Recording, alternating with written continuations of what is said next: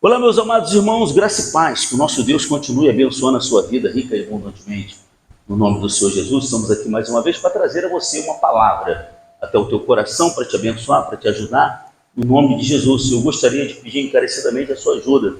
Sabe, muitas pessoas, eu tenho visto que muitas pessoas têm acompanhado esse trabalho, essas pregações, mas infelizmente fica só no assistir e ouvir, né? Gostaria que você não ficasse só assistindo e ouvindo, mas gostaria que você me ajudasse. Me segue nesse canal, eu sigo você de volta. Em nome de Jesus, curta, comente, compartilhe. E também eu gostaria que você se inscrevesse no nosso canal do YouTube, não custa nada. Se todas as pessoas que assistem e ouvem essas pregações se inscrevessem no nosso canal do YouTube, nós já estaremos bem longe, ajudando bastante pessoas, mais pessoas ainda, né? É @BirajarOliveira55. Tem um botãozinho preto, você clica, se inscreva, curta, comente, compartilhe, acione o sino da notificação para você ser notificado todas as vezes que nós postarmos um vídeo aqui. Mas você também não paga nada, é gratuito, tá? Não paga absolutamente nada. Então segue a gente, se inscreva no nosso canal, eu te peço em nome de Jesus, de todo coração, com toda humildade, peço que você nos ajude a pregar a palavra de Deus. YouTube, @BirajarOliveira55, tá? E você pode nos seguir aqui no Kawai, segue que eu sigo você de volta, curta, comente, compartilhe, tá bom? Muito bem, vamos lá, Gálatas capítulo 4. Deixa eu falar uma coisa aqui para vocês. Muitas pessoas pensam que ao se converterem ou ao colocarem a vida na mão de Deus, ela não precisa fazer mais nada, só ficar de braços cruzados que tudo vai cair do céu sobre a sua vida. E não é assim, amém, pessoal? Não é desse jeito. Engraçado que quando a pessoa estava sofrendo, quando a pessoa estava com a vida destruída, quando a pessoa estava passando por problemas, quando ela não conhecia Deus, ela falava, poxa, eu queria uma oportunidade, né? Queria uma chance, queria que uma porta se abrisse, um caminho me fosse mostrado, para que eu pudesse sair dessa situação, para que eu pudesse sair da vida que eu estou. Engraçado que quando a pessoa não conhecia Deus, ela até lutava, ela até fazia, mas era em vão, porque sem Deus, lutar sem Deus é em vão, né? Sim ou não? Como a própria Bíblia fala, que sem mim nada podeis fazer. Não foi isso que o Senhor Jesus disse? Sem mim nada podeis fazer. Então, infelizmente, a pessoa estava lá no escuro, servindo a deuses estranhos, lutava, batalhava, mas a vida não mudava. E infelizmente, depois que ela conhece a Deus, ela cruza os braços. Como é que Deus vai abençoar a sua vida? A pessoa tem que entender que Deus não é o nosso servo. Deus não é o nosso empregado. Amém, pessoal? Ele não é o nosso empregado, não. E o Senhor Jesus disse, esforça-te que eu te ajudarei. Faça a tua parte, que eu faça a minha. Cada qual tem que fazer a sua parte. Então a gente vê que muitas pessoas, às vezes, no passado, antes de conhecer a Deus, fazia, acontecia, dava nó em pingo de éter. Depois que se converte, fica bolão, fica acomodado, fica parado, não toma nenhuma atitude porque acha que Deus é obrigado a fazer para ele. Não é. Amém, pessoal? Deus simplesmente faz-nos colher aquilo que plantamos. Então, olha o que aqui o apóstolo Paulo fala para a igreja dos Gálatas, no capítulo 4, no versículo 8. O valor transitório dos ritos judaicos. Deus fala assim através de Paulo, Espírito Santo. Outrora, antigamente, porém, não conhecendo a quem? A Deus, servieis a deuses que por natureza, não eram, não são. Amém, pessoal? Olha aqui que Paulo está dizendo. Outrora, porém, não conhecendo a quem? A Deus. Não, porque a pessoa fala assim, não, eu conheço. Não fala? Hein? Sim ou não? Muitas pessoas conhecem a Deus de ouvir. Ouviu falar, porque a mãe falou. Às vezes o Deus que ela conhece é aquele, ó, papai do céu vai te castigar, né? Não faça isso que papai do céu vai castigar, papai do céu vai fazer, vai acontecer. Sim ou não? Ela conhece aquele Deus da religião, aquele Deus da religião que ela pode fazer tudo. Não é verdade? Que ela pode fazer o que ela quer, o que ela não quer, que bem que dê. Quer dizer, querer fazer, poder fazer pode, né? Mas não deve. Correto? Sim ou não? Então o Deus que ela conhece é aquele Deus que ela leu, que ela viu escrito em algum outdoor, que ela viu alguma coisa. Mas conhecer Deus, quando ele fala conhecer, é na intimidade. É igual aqui, você me conhece, mas você não sabe do que eu gosto, do que eu não gosto, do que eu deixo de gostar. Você não me conhece na minha intimidade, dentro da minha casa, na minha intimidade, você não sabe como eu sou, como eu deixo de ser. Amém? Nós nos conhecemos daqui, superficialmente. Mas, como diz a minha santa mãezinha, quer saber quem é bom? More junto. Não é verdade? Aí você vai saber como é que a pessoa age, como é que a pessoa procede, quais são os trejeitos, tudo. Então, quando Paulo fala conhecer, Paulo está falando de conhecer na intimidade, de saber qual é a vontade que é de Deus, que é perfeita, que é agradável. Amém? Saber o que agrada e o que não agrada. Saber como é que esse Deus age, como é que ele opera, como é que ele se manifesta. Saber qual é a vontade dele para a nossa vida. Qual é a vontade de Deus para a nossa vida? Porque muitas pessoas estão lá sofrendo com a vida destruída. Como é que você está? Eu vou do jeito que Deus quer. Não é do jeito que Deus quer. Porque Deus fala o que é Isaías. Eu é que sei que pensamento tem a vosso respeito. Pensamento de paz e não de mal. Amém? Para dar o fim que cada um deseja. Deus dá o fim que cada um deseja. Então, quando a pessoa não conhecia Deus, e muitas pessoas também estão dentro da igreja e não conhecem. Ela conhece aqui da pregação. Porque quem apresenta para nós Deus é o Espírito Santo. O Espírito Santo é que nos apresenta a Deus, que nos apresenta o Senhor Jesus. Ele é que mostra quais são as vontades de Deus, qual é o querer de Deus. Diga glória a Deus. E quando a pessoa não o tem, ela não conhece. Porque ela vai fazer um montão de besteira e vai achar que está fazendo a vontade de Deus. Então, outrora, quando a pessoa não conhecia, a Deus, ela servia a deuses que por natureza não são. Mas agora, Paulo está dizendo, porém, agora que conheceis a Deus, ou antes, sendo conhecidos por Deus, como estáis voltando outra vez aos rudimentos fracos e pobres, aos quais, de novo, quereis ainda escravizar-vos? Amém? Olha só, poxa, você antigamente eu não conhecia, tudo bem. Se eu não conhecia, estava fazendo as coisas erradas, pensando que estava fazendo certo, você não conhecia. Mas agora que você conhece, e você quer se escravizar de novo, você quer voltar a ser escravo de novo, porque ele está dizendo que você vai se escravizar novamente. Ele está falando que é a própria pessoa que se escraviza, ou se deixa escravizar. Agora a pessoa conhece, agora a pessoa está tendo conhecimento, ela está na igreja, ela conhece a palavra de Deus, ela está acompanhando os ensinamentos da Bíblia. O que está faltando então para a vida dela mudar? O que está faltando para a vida dela ser transformada? Como eu falei, antigamente eu não conhecia, agora conhece, ela faz o quê? Ela cruza, Deus vai me abençoar. Nós temos que fazer a nossa parte. Qual é a nossa parte? Obedecer, ser fiel, andar no caminho, procurar fugir da aparência do mal, se afastar das coisas que desagradam, procurar ser um cristão verdadeiro, genuíno, autêntico.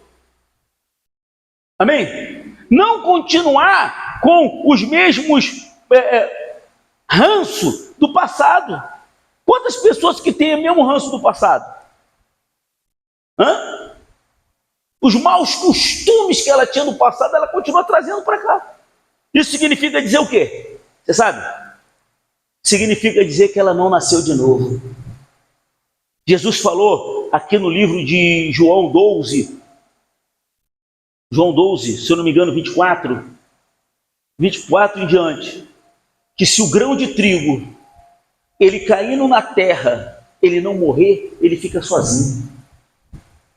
Mas se ele morrer, ele produz muitos frutos. O que quer dizer isso? Se nós, quando viemos para Deus, se nós não morrermos para o mundo, para a nossa carne, para o nosso eu, para a nossa vontade, nós vamos ficar sozinhos, não tem como dar fruto. Se a carne prevalece, se o eu prevalece, se a vontade prevalece. A gente vê tanto isso, gente.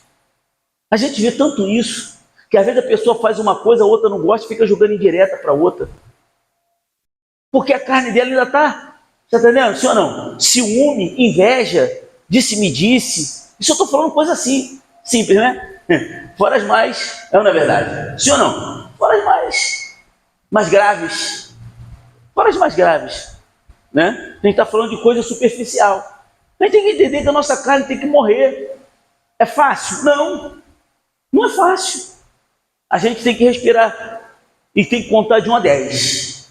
Quando estamos diante de alguma coisa que realmente nós não gostamos, a gente vê que está errado, para não participarmos, ou para aquilo não nos afetar, não, em nome de Jesus, eu vou sair de perto. Diga glória a Deus. Vou sair de perto. Eu não vou deixar o diabo se aproveitar, como a gente falou aqui na sexta-feira. O diabo sempre está armando cilada. Sim ou não? Ele sempre é uma cilada. Se nós não nos mantivermos no Espírito, se nós não nos mantivermos vigilantes, a gente cai na cilada dele. A gente cai na cilada e acaba desagradando a Deus. Amém? Portanto, nós temos que estar em oração o tempo todo, como diz a Bíblia. Orando em todo o tempo no Espírito, como diz lá em Efésios 6. Amém? Nós temos que estar orando em todo o tempo no Espírito, para que não venhamos cair na cilada do diabo.